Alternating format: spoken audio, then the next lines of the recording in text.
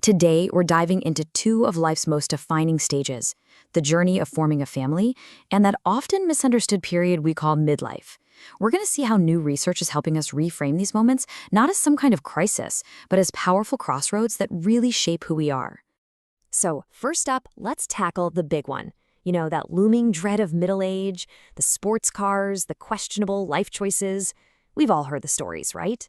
But is this big, dramatic midlife crisis really a guaranteed part of the journey? Well, get this. Here's a number that might just blow your mind. Research from the huge Midlife in the United States study, they call it MIDAS, shows that only about 10 to 20% of Americans actually report having what they'd call a midlife crisis. That's it. So if it's not a crisis for, 80 to 90% of us, what on earth is it? Okay, this is where it gets really interesting. You've got this cultural myth on one side that paints midlife as this unavoidable period of crisis and decline. But the reality, the one backed by actual data, is so much more complex. It's a pivotal period, a time of balancing both growth and decline. And the whole idea of a crisis, turns out, it's actually a pretty modern invention. So let's totally reframe this. Instead of a crisis, let's think of midlife as, well, life at a major crossroads. It's this unique turning point where you can look back at who you were and look forward to who you're becoming. Researchers have a great name for this, a pivotal period. And this definition really nails it. It's not about just one thing happening. It's about balancing, linking, and bridging. You're connecting your past self with your future self. And a lot of the time, you're literally the bridge between your kids' generation and your parents' generation. And get this whole concept of middle age has been a moving target for centuries. I mean, back in the 16th century, art showed age 50 as the apex of life, where your wit and wisdom took over for brute strength. Fast forward to 1922, and a psychologist was calling 25 to 45 the prime of life. And today, most of us think of it as starting around 44. The point is, our definition is constantly changing. Okay, so this leads us right into the core dynamic of this pivotal period, the balancing act. Midlife is a time of what scientists call multidirectionality, which is just a fancy way of saying some things are going up while other things are going down, all at the same time. All right, let's start with the stuff we all kind of expect, the downward slope.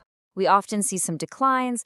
Our brain's processing speed might slow down a bit. It might get a little harder to remember exactly what you had for breakfast last Tuesday. And yeah, physically, things like lung function and muscle mass start to decrease. That's just a part of the aging process. But, and this is a huge but, here's the other side of the coin, the upward climb. And this is just fascinating. While some things are declining, other things are actually hitting their peak. People in midlife often report being happier and more satisfied with their lives. You've got all this expertise and experience, your relationships are often stronger, and you have this greater sense of control and mastery. It's this incredible mix of gains and losses that makes it so unique.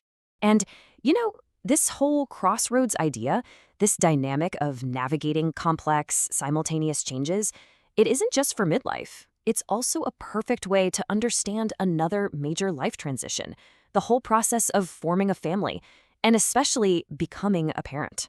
The same challenges and opportunities are there. So to really get a handle on this, let's zoom in on some incredible research about a father's pivotal role. This work shows us that parenthood, just like midlife, is its own complicated crossroads. It's full of different paths and outcomes that are shaped by our actions and, importantly, our environment. It's so easy to fall for the simple story that there's just one right way to be a dad, but that's just not true.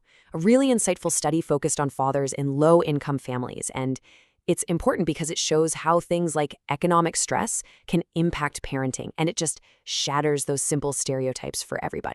So the researchers found 4 really distinct patterns. Check this out. Almost half of the dads, 48%, were in a high positive involvement group. Awesome. But then look at the very next slice. 42% were engaged but harsh. That means they were super involved but also used things like frequent shouting. Then you've got these smaller groups with low cognitive stimulation and lower involvement. It is not a simple good or bad situation. It's a whole spectrum. And of course, these patterns have real-world consequences for kids. High positive involvement leads to the best outcomes. No surprise there. The engaged but harsh style was linked to more behavior problems. But look at that third row, the low cognitive stimulation pattern, where dads might be involved in other ways but aren't doing things like reading or telling stories. That was linked to poor outcomes across the board, social, emotional, and cognitive. And this really gets to the heart of it. What this quote is saying is that a father's involvement in learning, things as simple as reading a book together, has these amazing benefits that just ripple out. It's not just about making a kid smarter. It deeply affects their social skills and their emotional well-being. It's an incredibly powerful protective factor. So whether we're talking about midlife or becoming a parent, we're really talking about navigating a crossroads. It's about balancing the good with the tough and knowing that our choices have a huge impact. So what does this all mean for you, wherever you are on your journey? First, it's just so important to know that these insights aren't just someone's opinion. They're grounded in major, long-term research projects, like the MIDA study, often funded by institutions like the National Institutes of Health. This is real data helping us map out the human experience.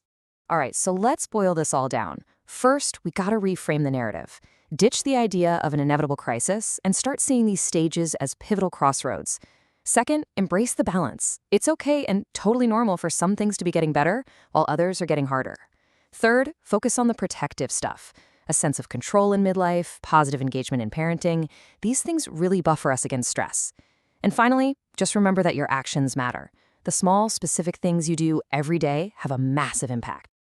At the end of the day, these pivotal periods, these crossroads, are where so much of our life story gets written. Yeah, they're moments of immense challenge, but they're also these incredible opportunities for growth and connection. So the real question is, when you reach your crossroads, what will you choose to build there?